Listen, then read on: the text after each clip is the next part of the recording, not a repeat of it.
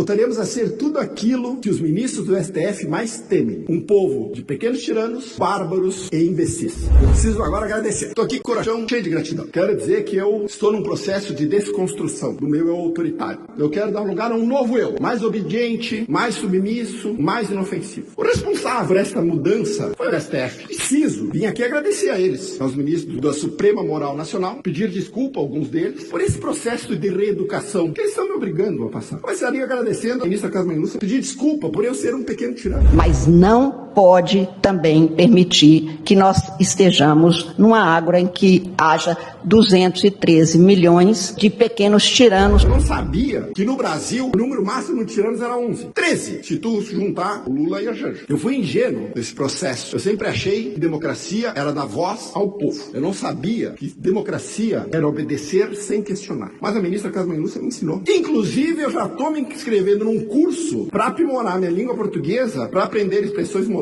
como discursos de ódio. E nós, mulheres, não passamos por discurso de ódio.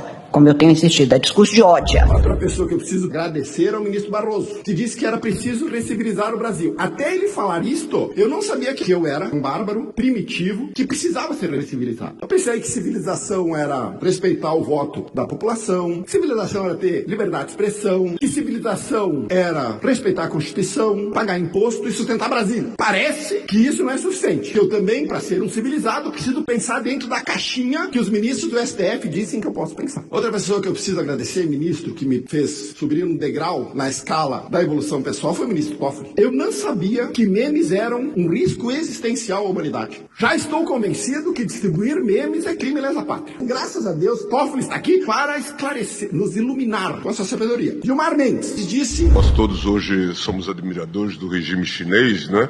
Do Xi Jinping.